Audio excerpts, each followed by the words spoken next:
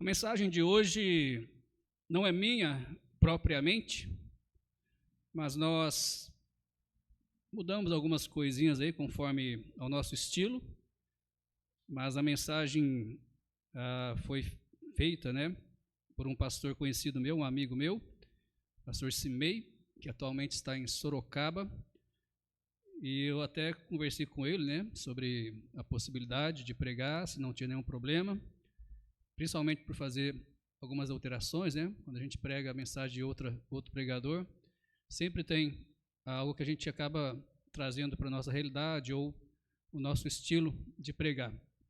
E ele então, bem tranquilo, falou, não, seja feito para a honra e glória de Deus, Precisava nem ter perguntado, E nós provavelmente não vamos terminar hoje, essa mensagem tem 6 pontos, mas nós vamos apenas pregar, se assim Deus, se for da vontade de Deus, pregar 3 pontos. E tem como tema, evitando a secularização da igreja. Evitando a secularização da igreja. O nosso texto é Efésios capítulo 5, versículo 27.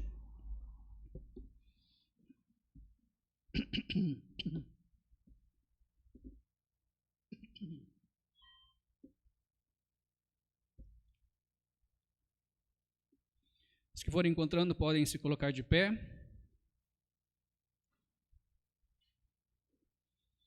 Efésios capítulo 5, versículo 27. A Bíblia nos diz o seguinte: para apresentar a si mesmo, igreja gloriosa, sem mácula, nem ruga, nem coisa semelhante, mas santa e irrepreensível. Amém. Possamos todos chegar diante de Deus dessa forma, amém? Oremos. Pai, nós oramos mais uma vez, colocando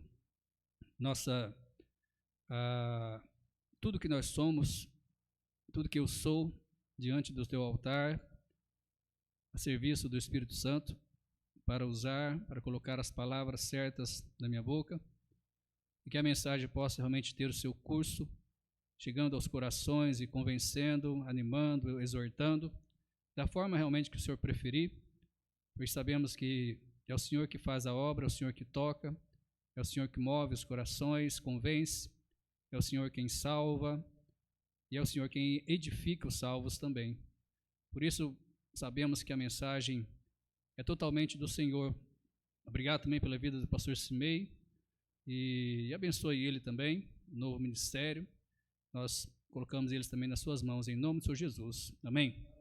Os irmãos podem se assentar. Evitando a secularização da igreja. Você sabe o que é secularização da igreja? Secular, por exemplo, vem do quê? A palavra secular vem de século. A palavra secular vem de século. Por isso, quando dizemos secularização da igreja, é a tentativa de conformar a igreja ao século presente, tornando então a igreja de Cristo mundana, carnal e corrompida. Isso então é o que quer dizer secularização. E infelizmente, muitas igrejas têm realmente secularizado, se tornando mundanas, carnais, corrompidas, manchadas. E a gente sabe que Romanos 12, versículo 2, um texto bem conhecido, diz que não devemos conformar com este mundo, mas devemos ser transformados pela renovação do nosso entendimento, para que experimentamos qual seja a boa, agradável e a perfeita vontade de Deus. Então, de maneira alguma, a igreja deveria secularizar-se, mas deveria manter-se firme, deveria manter-se alicerçada na palavra de Deus, independentemente das mudanças que ocorrem no mundo e daquilo que o mundo quer colocar dentro da igreja para secularizar ela. Não podemos cometer um erro de confundir aquilo que é secular, que eu já expliquei o que é, com aquilo que é contemporâneo. Ok? As duas coisas diferentes, embora pareça ser a mesma coisa. A igreja ela tem que atualizar-se. Por exemplo, questões como tecnologia, né, a palavra é uma só. As regras são a palavra de Deus. Ela é a nossa autoridade, a nossa regra de fé, de conduta. Mas a forma, muitas vezes, de fazer, podemos agora não vou saber usar essa palavra, né, nessa ação, né? Mas devemos colocar a igreja contemporânea para realmente não fique arcaica, né? Usando ainda as coisas lá dos anos 60, né? E, então a igreja pode ser contemporânea, mas não pode de maneira nenhuma secularizar-se. A igreja deve ser contemporânea, atual, e isto sem conformar com este século. O problema é que a igreja tem procurado cada vez mais assumir uma identidade própria, como se realmente fosse dona de si mesma, independente de seus fundadores, que pregamos outro dia, não é verdade? Basicamente, o fundador é o Senhor Jesus Cristo, mas a gente sabe também que nós seguimos a doutrina de quem?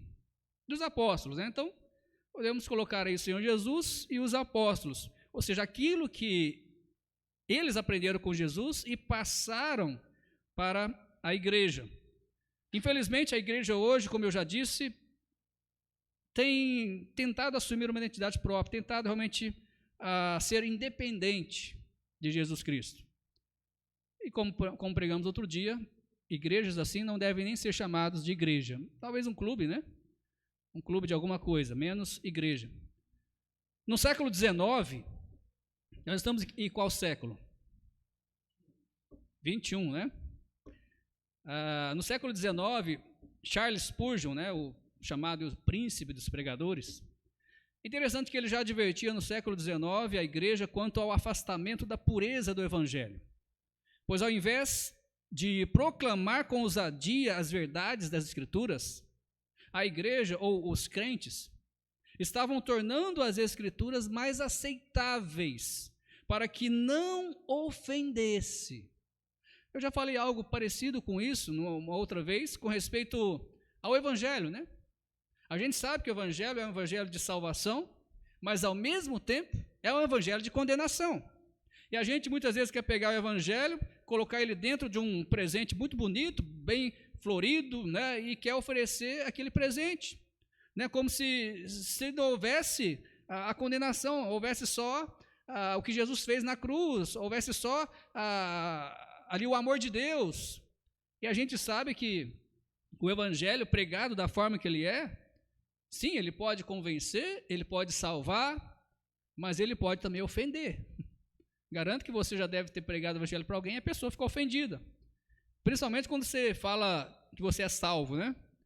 E eles não entendem isso, e eles acham que é uma forma de você se orgulhar, né? Mas por que você é e eu não, né?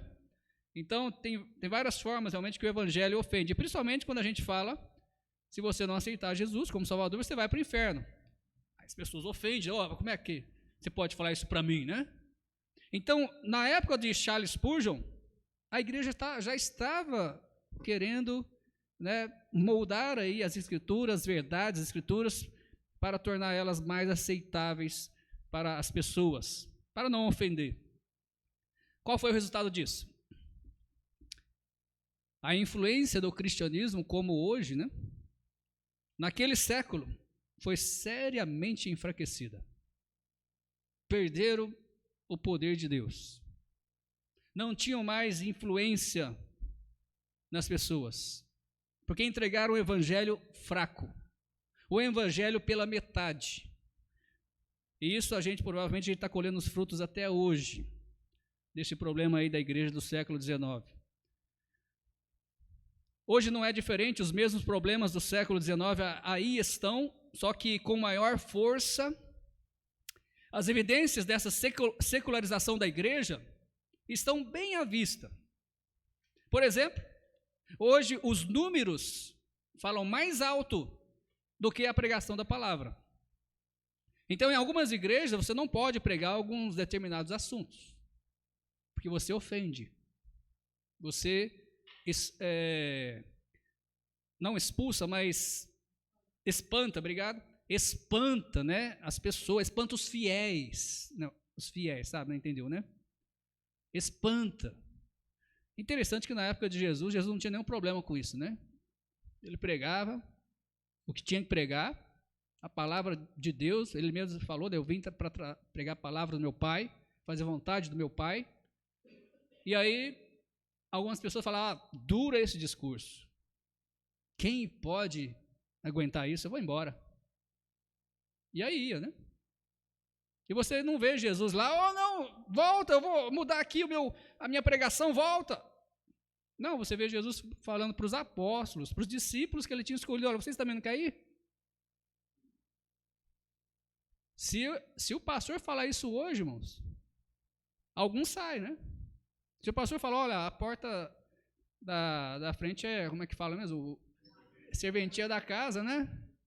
Alguns já ficam ofendidos. Porque ainda estamos colhendo os frutos do século XIX. Eles tentaram, aliás, conseguiram, né? Diminuir o poder do evangelho, fazendo com que o evangelho ou a palavra de Deus não ofenda mais. Mas se nós somos orgulhosos, se nós somos cheios de orgulho, cheios de nós mesmos, com certeza a palavra de Deus vai ofender, e muitos. Mas para alguém que é humilde, para alguém realmente que aceita aquilo que Deus diz, aceita, principalmente quando vê que realmente aquilo é correto, que aquilo é certo, que aquilo é verdadeiro, ele aceita, ele se submete. Por exemplo, né, creio que a maioria aqui, ou talvez todos, já se renderam aos pés de Cristo, já se humilharam aos pés de Cristo, reconhecendo que são miseráveis pecadores e que precisam de Cristo, e que sabem que só por meio de Cristo podem ser salvos, senão realmente estão condenados ao inferno. Isso requer muita humilhação, humildade, para você reconhecer que você é nada, que você nada consegue fazer, e só Cristo é que é tudo. Mas os orgulhosos não conseguem. As evidências dessa secularização, como eu já disse, são bem à vista, né? Os números falam muito mais alto. As igrejas estão oferecendo uma religião de entretenimento. Há muito mais show do que realmente pregação da palavra de Deus. Muitas vezes o tempo de louvor, né, dura aí 1 hora ou mais, e aí o pastor vai lá, ou o pregador vai lá e prega 20 minutos, mostrando claramente que a palavra fica em segundo lugar, porque ela ofende, né? Então vamos só falar um pouquinho dela. E a igreja tem se secularizado a este mundo, né? Tem se moldado a este mundo. Os pastores estão recorrendo muitas vezes ao marketing, porque só a palavra de Deus já não é mais suficiente.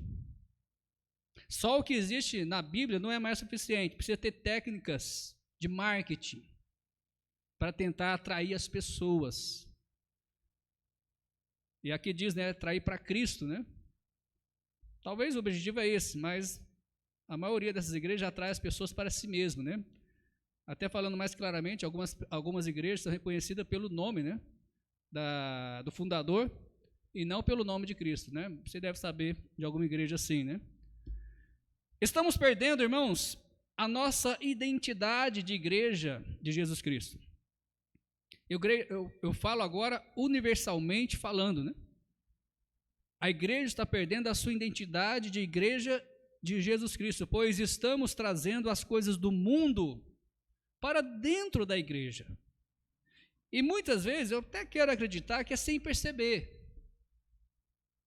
Talvez sem perceber, mas vai abrindo, vai dando oportunidade a alguma coisa, a outra coisa, vai dando, né, crédito, e daqui a pouco assusta e a igreja está tomada. Aí o que acontece? Quando já está tomado, aí o pastor não tem coragem de, opa, isso aqui não é de Deus. Porque ele sabe que alguns que já acostumou com aquele jeito mundano da igreja. No início do cristianismo, nós vemos os apelos de Jesus e seus apóstolos para os crentes não se secularizarem.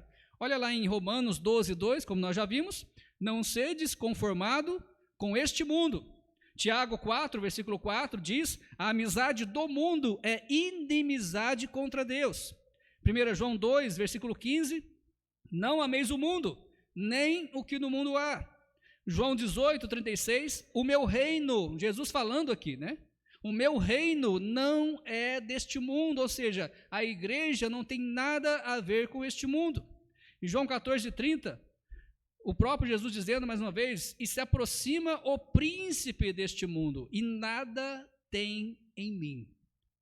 Então a igreja, quanto mais longe, eu digo mais longe o quê? Moldar. Quanto mais longe, quanto mais diferente estiver do mundo, mais perto de Cristo ela vai estar. Agora, quanto mais moldada ao mundo, mais longe de Jesus está, porque Jesus mesmo falou, ó, o príncipe deste mundo tem nada a ver comigo. Tem nada a ver comigo. Eu sei que a maior dificuldade, irmãos, da igreja é ser atual e atuante no mundo, ou seja, viver no mundo. Nós estamos no mundo, nós temos que ganhar o mundo, não é verdade? Mas sabendo que não pertencemos ao mundo. Isso é uma grande dificuldade, sim, para nós, e mesmo assim fazendo tudo, né, para ganhar o mundo. Não é que nós estamos falando que nós temos que ficar longe das pessoas do mundo, mas o problema é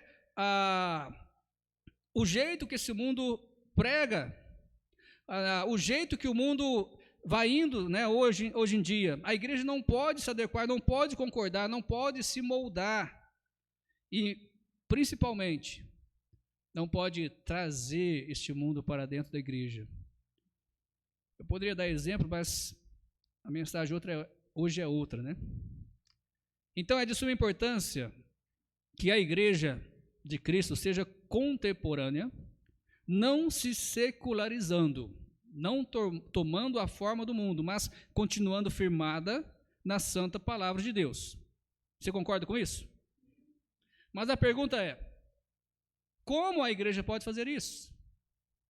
Como a igreja pode ser tanto contemporânea, mas ao mesmo tempo não secularizar?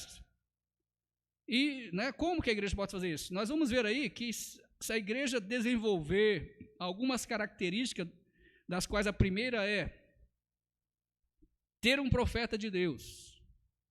Se ela desenvolver essas características, ela vai estar longe de secularizar-se. E a primeira característica é ter um profeta de Deus. E para não deixar dúvidas aí, né?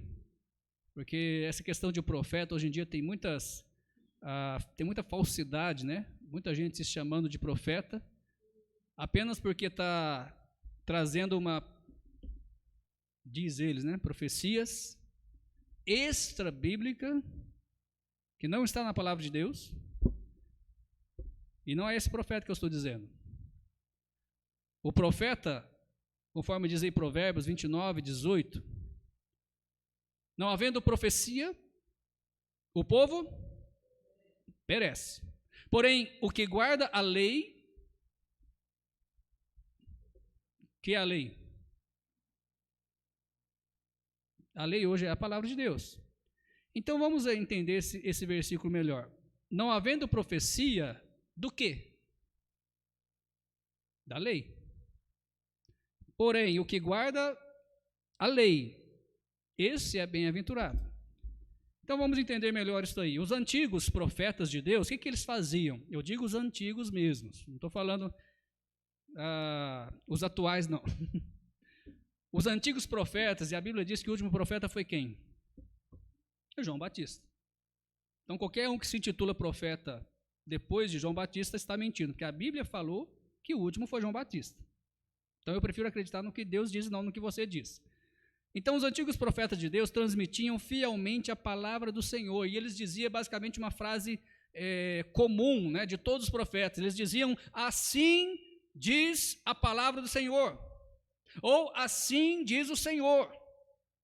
Ou seja, eu vou dizer agora, não é as minhas palavras, eu vou dizer o que Deus me mandou dizer, assim diz o Senhor.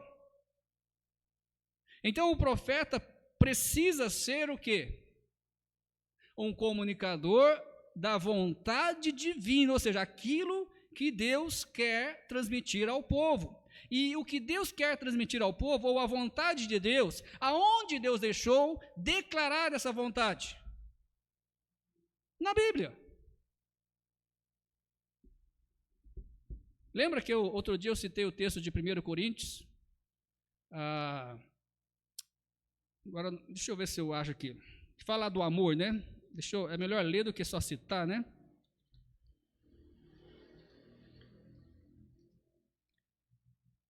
Deixa eu ver aqui. 13. 1 Coríntios 13.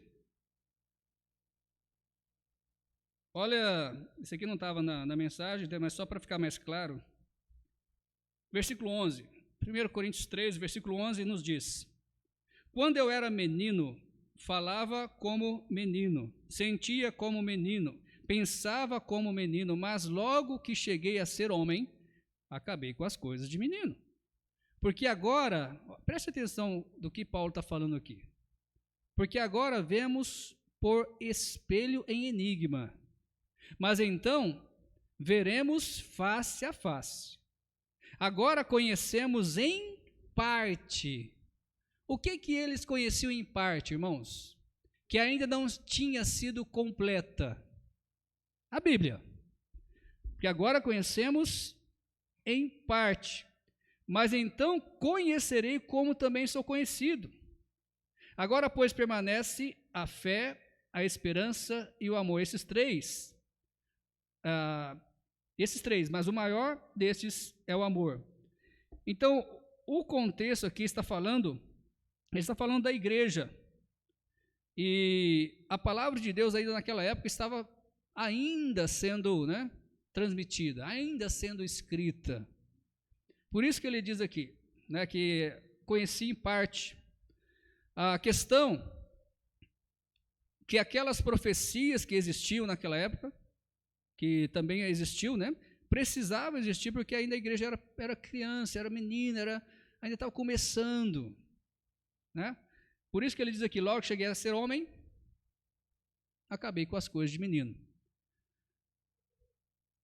Então o profeta ele precisa ser um comunicador da vontade divina que está na Bíblia Sagrada, interpretando fielmente as Sagradas Escrituras. Outro problema, como interpretar fielmente a Bíblia? É muito simples, as pessoas pensam que é um bicho de 7 cabeças. Você interpreta a Bíblia com a Bíblia. Você interpreta a Bíblia com a Bíblia. Você não pode falar algo em um texto que lá na frente, em outro texto, fala outro. Então é muito simples e, infelizmente, como nós temos até pregado estudado, a questão da segurança e salvação, a gente percebe que muitas vezes é tirado o texto do contexto. E texto que muitas vezes lá na frente está falando totalmente o contrário. Então o profeta, a igreja precisa ter um profeta de Deus para não secularizar-se, ou seja, alguém que transmite fielmente a palavra de Deus, que transmite a vontade de Deus, e não o que ele quer, ou não que algum espírito, se é que é espírito, faça ou falar alguma coisa que é de Deus que não esteja na Bíblia. Para isso, então, esse profeta, ele precisa ser sempre dedicado, ungido e cheio do Espírito Santo. O pastor da igreja deve ser este profeta. Não quer dizer que não existam outros, porque quem é o profeta é quem transmite a palavra de Deus. Então, qualquer irmão que prega, que transmite a palavra de Deus, ele é considerado um profeta, não como os profetas antigos, ok? Mas alguém que transmite a palavra de Deus. E o pastor deve ser esse profeta, transmitindo fielmente a palavra de Deus. O pastor precisa fazer com a igreja aquilo que era feito com o rebanho de Israel no Velho Testamento. Criá-la, alimentá-la, a igreja, guardá-la, recuperá-la, curá-la, restaurá-la e apresentá-la a Deus, como igreja gloriosa, sem mácula, sem ruga, nem coisa semelhante, mas uma igreja santa, uma igreja irrepreensível. E isso como um sacrifício vivo, né, conforme Romanos 12, né, no altar de Deus. Como igreja irrepreensível, né, eu lembrei agora das igrejas lá do Apocalipse e a igreja de Filadélfia, né? Não há nenhuma repreensão, né, de Jesus a ela. Uma igreja irrepreensível. E é a igreja dos nossos dias, profeticamente falando, né? É uma das igrejas. Tem a igreja infiel também, que é a Laodiceia, né? Muito bem, este é o alvo supremo do ministério profético do pastor. Transmitir a palavra fielmente, né?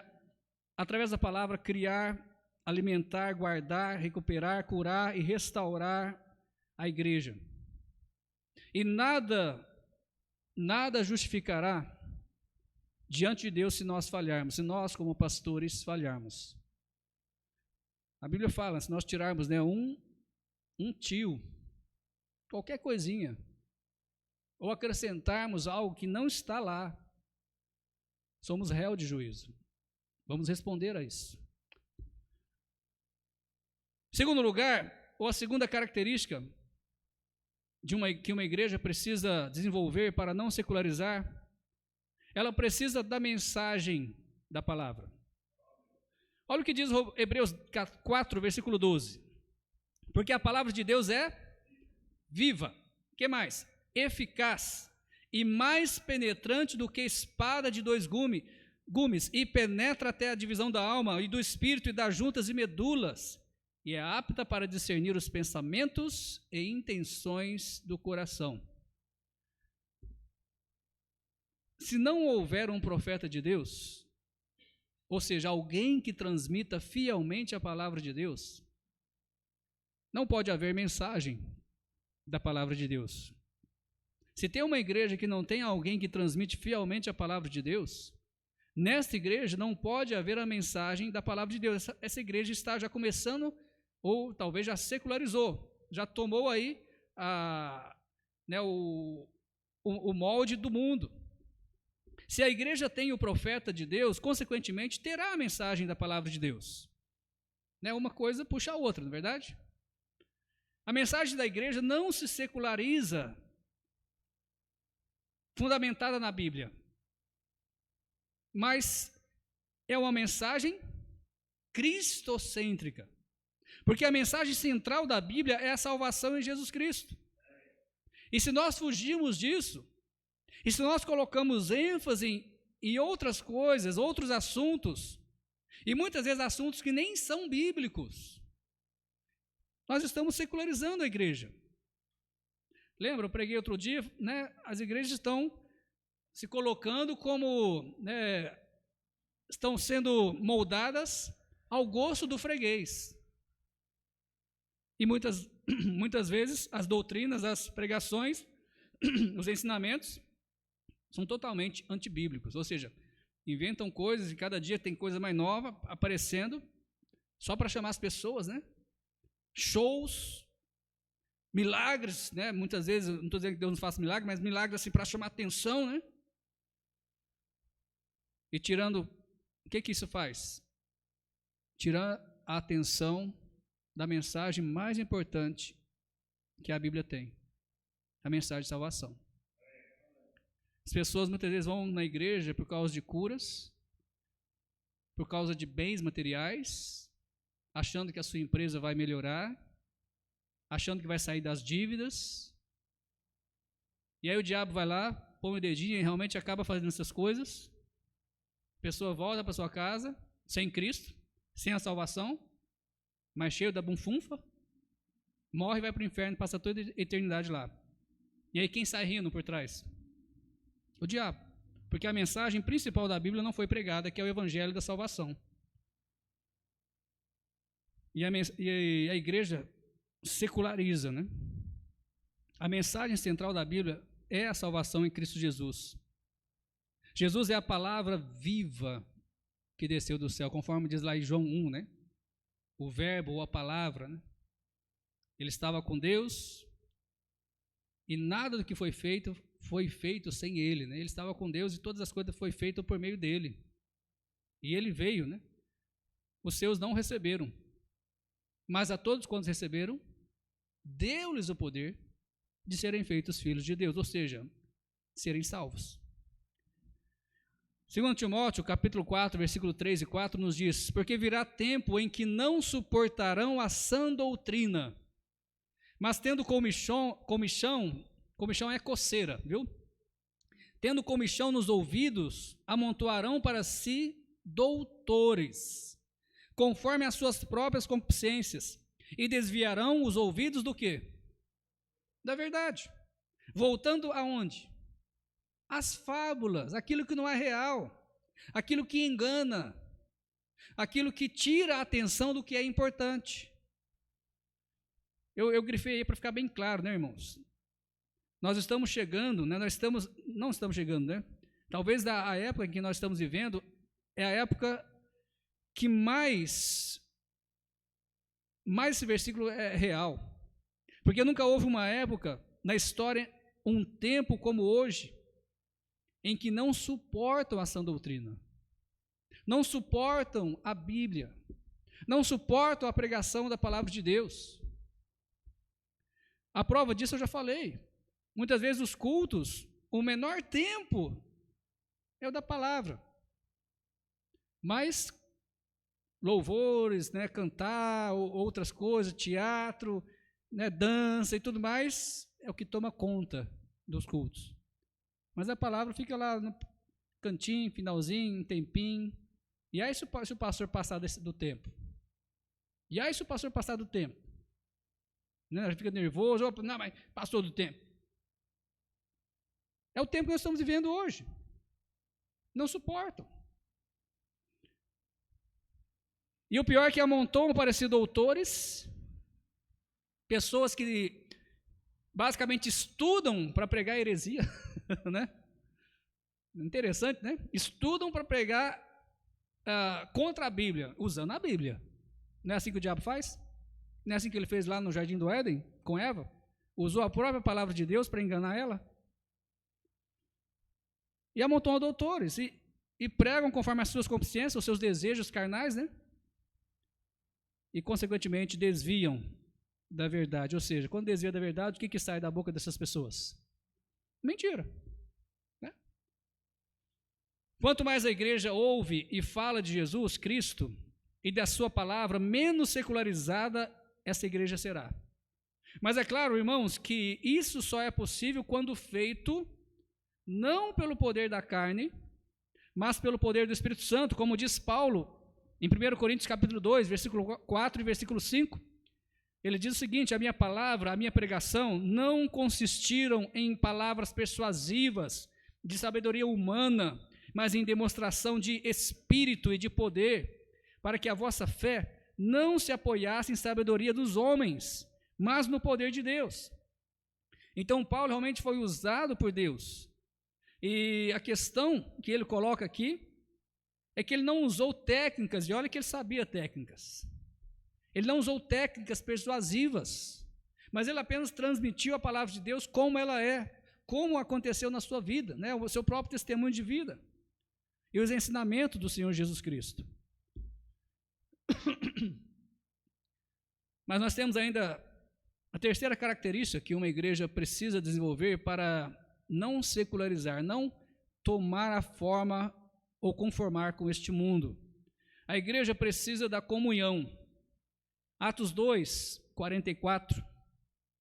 Atos 2, 44 nos diz: e todos os que criam estavam juntos e tinham tudo em comum. Todos os que criam em quem? Em Jesus Cristo, como Salvador. Estavam juntos e tinham tudo em comum. Isso se chama comunhão. Isso se chama comunhão. E a igreja, para não secularizar, precisa ter essa característica, comunhão. A igreja que tem o profeta de Deus, como nós já vimos, a igreja que ouve, prega e vive a mensagem de Deus, ela terá consequentemente também uma vida caracterizada pela participação. Os irmãos, aqueles que realmente creram, eles vão participar, eles vão cooperar. Vai haver um relacionamento íntimo entre os irmãos, como realmente família. E não só com os irmãos, mas também pela comunhão com Deus.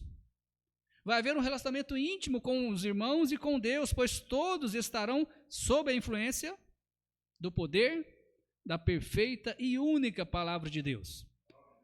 Se nós estamos sendo direcionados, sendo conduzidos pela palavra de Deus, nós vamos andar no mesmo lugar, não é verdade?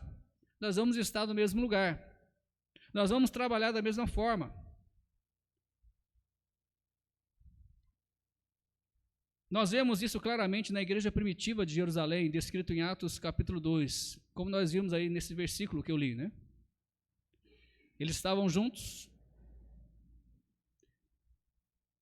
e tinham tudo em comum, ou seja, ninguém achava que o outro era melhor ou que o outro tinha mais. Em um certo momento, aqueles que tinham mais até vendiam as suas propriedades, né? E ajudavam aqueles que tinham necessidade. Isso é comunhão, irmãos. Comunhão. Como que a igreja tem secularizado hoje, perdendo essa característica? Está aqui na minha frente. Né? A igreja, muitos, a pandemia já passou, eu sei que o Covid não, mas a pandemia sim, e muitos ainda estão em casa. Né? Não tem comunhão com o povo de Deus. Mas mais do que isso também, nós muitas vezes não temos a comunhão verdadeira uns com os outros. Nós temos uma comunhão parcial. Uma comunhão só quarta-feira e domingo. Os outros dias nós não nos vemos, nós não nos visitamos, nós não crescemos em intimidade uns com os outros. Essa é uma forma também que a igreja tem secularizado. Como os 3 mosquiteiros, né? Cada um por si e Deus por todos. Irmão, só o verdadeiro amor pode promover a verdadeira união. Unidade e comunhão também, né? De pessoas tão diferentes. Temos aqui algumas pessoas conosco, graças a Deus um bom número, né? E cada um diferente do outro. A questão é que na época, por exemplo, da igreja primitiva, eles não eram só diferentes, mas eles viviam numa circunstância, né, no meio de circunstâncias hostis e adversas. Houve perseguição. Por isso, irmãos, nós precisamos crescer em comunhão, precisamos realmente rever a questão da comunhão na igreja. Precisamos cuidar uns dos outros, pois como tem multiplicado a iniquidade, tem ou não tem? Só esses que creem? Tem ou não tem multiplicado a iniquidade, irmãos? O que a Bíblia diz sobre isso? Como tem multiplicado a iniquidade? O amor de muitos? Não esfriará, não, já tem esfriado.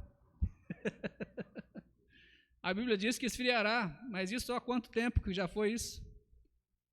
Já esfriou. Já está um gelo. Isso é triste para a igreja. Isso é triste para Deus. Imagina Deus vendo, né? A sua igreja tão fria em comunhão.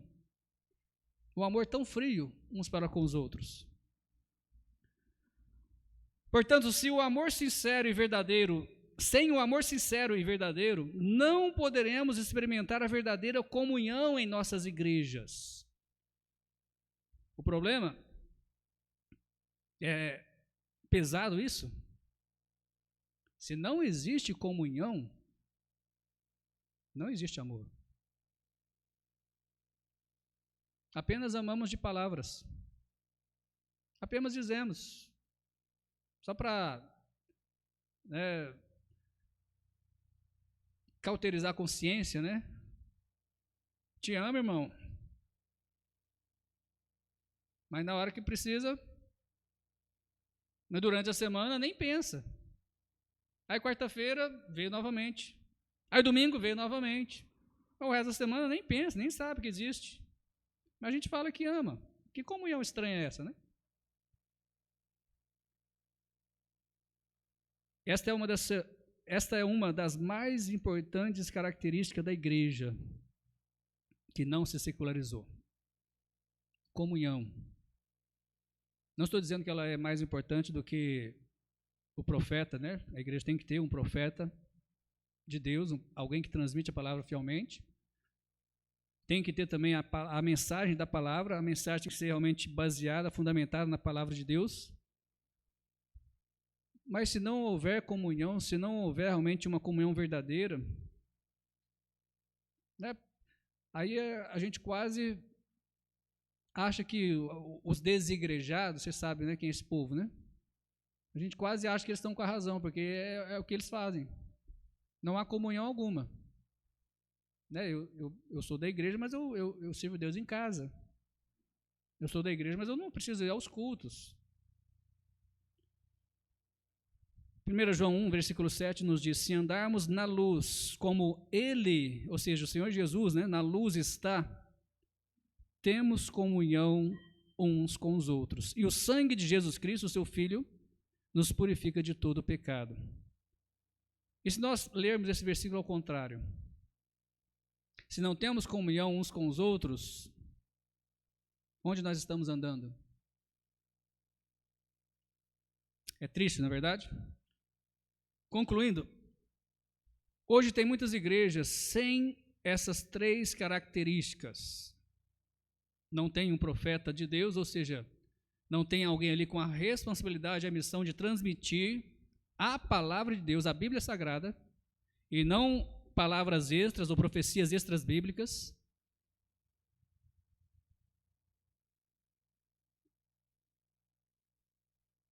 E tem também a mensagem da palavra de Deus, a mensagem fundamentada da palavra de Deus, que é basicamente bem parecido, né? Tanto o profeta, alguém responsável, mas também a mensagem direcionada, e também a comunhão. Sem essas 3 características, é um sinal claro de que essa igreja está em conformidade com o mundo, essa igreja está secularizando. Uma igreja sem o profeta de Deus, sem a mensagem de Deus cristocêntrica, sem comunhão, não pode ser considerada uma igreja fundamentada na palavra de Deus, mas sim uma igreja secularizada. Irmãos, eu creio que há esperança para a igreja, desde que elas não se conformem mais com o mundo deste século. A igreja de Cristo, mesmo perseguida, pequena e pobre, como no passado foi, hoje também, mesmo sem perseguição, ela há de triunfar. Ela já é vencedora. O mundo caminha em passos largos para a destruição, mas a igreja do Senhor Jesus precisa ser cheia do Espírito Santo, e sendo cheia do Espírito Santo, ela precisa ser um sinal vivo de amor e esperança.